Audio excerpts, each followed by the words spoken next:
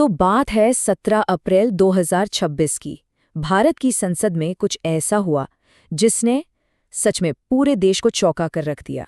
दोपहर का वक्त था जब स्पीकर ने महिला आरक्षण बिल के नतीजों की घोषणा की, तो सड़क से लेकर संसद तक एक अजीब सा सन्नाटा छा गया। तो सवाल यही उठता है कि क्या ये आधी आबादी को उनका हक दिलाने में सरकार की एक सीधी सीधी नाकामी थी, या फिर इस हार के पीछे कोई बहुत बड़ा मास्टर स्ट्रोक छिपा था, एक ऐसा मास्टर स्ट्रोक जो शायद 2029 के चुनावों की पूरी कहानी लिख सकता है। तो चलिए थोड़ा गहराई में चलते हैं और समझते हैं कि उस दिन संसद के अंदर आखिर हुआ क्या था। तो सबसे पहले जरा उन वोटों पर नजर डालते हैं जो बिल के पक्ष में पड़े। ये आंकड़ा था 298। अब 298 एक बहुत बड़ा नंबर है और ज्यादातर लोगों को यही लगा कि बस बिल तो पास हो ही जाएगा। और दूसरी तरफ बिल के विरोध में पड़े 230 वोट। तो मतलब 298 फेवर में और 230 अगेंस्ट में। पहली नज़र में तो ये एक साफ साफ जीत लगती है ना? हाँ, पहली नज़र में तो यही लगता है कि सरकार जीत गई। लेकिन असली कहानी, असली पेच वो छिपा था स्पेशल मेजॉरिटी यानी विशेष बहुमत के नियमों में। और वो जादुई आंकड़ा था 352। बिल को पास करने के लिए इतने वोट चाहिए थे, मतलब सदन में उस दिन जितने 528 सदस्य मौजूद थे उनका 2/3 बहुमत। और बस यहीं पर पूरी कहानी पलट जाती है। सरकार जो खुद ये बिल लेकर आई थी वो इसे पास कराने के लिए जरूरी वोट ही नहीं जुटा पाई। सोचिए, सिर्फ 54 वोटों की कमी और ये ऐतिहासिक बिल गिर गया। तो सवाल ये है कि ऐसा हुआ क्यों? आखिर क्यों कई पार्टियों ने, यहाँ तक कि सरकार के कुछ सहयोगियों ने भी महिलाओं के अधिकारों से जुड़े एक बिल के खिलाफ वोट कर दिया? देखिए, इसकी असली वजह सिर्फ एक शब्द में छिपी है, और वो शब्द है परिसीमन, या जिसे अंग्रेजी में कहते हैं डिलिमिटेशन। ये आप समझिए एक ऐसी प्रक्रिया है जिसमें लोकसभा सीटों की बाउंड्री को फिर से बनाया जाता है, और इसी से ये तय होता है कि संसद में किस राज्य की आवाज कितनी ज्यादा होगी। असल में ज्यादातर विपक्ष महिला आरक्षण के खिलाफ था ही नहीं, उनका विरोध तो बिल में छिपी एक शर्त को लेकर था, और वो शर्त ये थी कि ये आरक्षण लागू ही तब होगा जब देश में अगला परिसीमन हो जाएगा। तो फिर इस एक शब्द परिसीमन ने इतना बड़ा राजनीतिक बवंडर क्यों खड़ा कर दिया? भाई, इसका सीधा सीधा लेना देना है भारत के उत्तर और दक्षिण राज्यों के बीच पावर के स्ट्रगल से।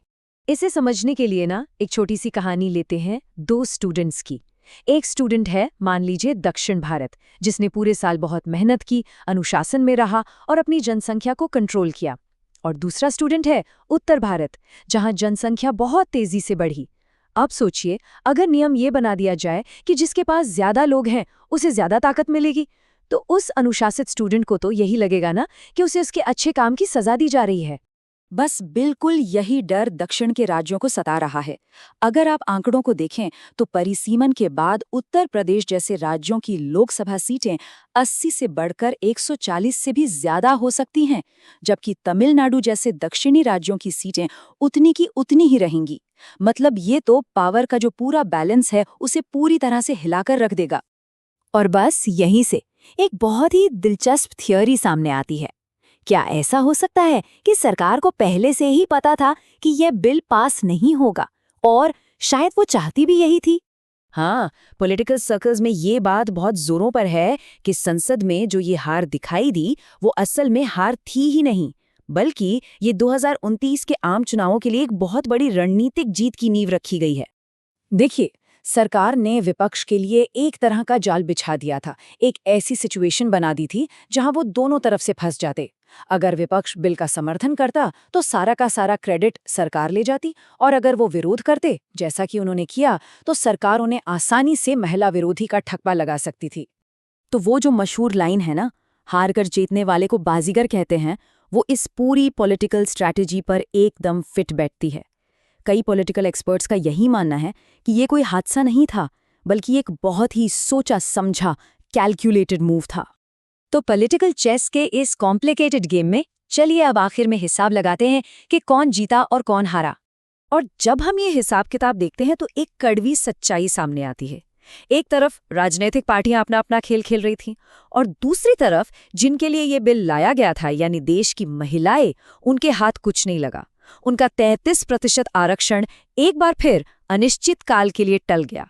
और देखिए, ये सिर्फ एक बार की हार नहीं है, ये तो उस संघर्ष की सबसे ताज़ा कड़ी है जो दशकों से चला आ रहा है। 1996 से लेकर आज तक न जाने कितनी बार ये बिल संसद में आया और गिरा, और हर बार महिलाओं का इंतजार बस और लंबा होता गया। कड़वा सच तो यही है कि दोनों ही पक्षों ने अपनी अपनी पॉलिटिकल मजबूरियों और स्ट्रैटेजी को महिलाओं के रिप्रेजेंटेशन से ऊपर रखा, और ये हमें ये सोचने पर मजबूर करता है कि जब राजनीति में इतने ऊंचे दांव पेच खेले जाते हैं तो उसकी असली कीमत आखिर चुकाता कौन है।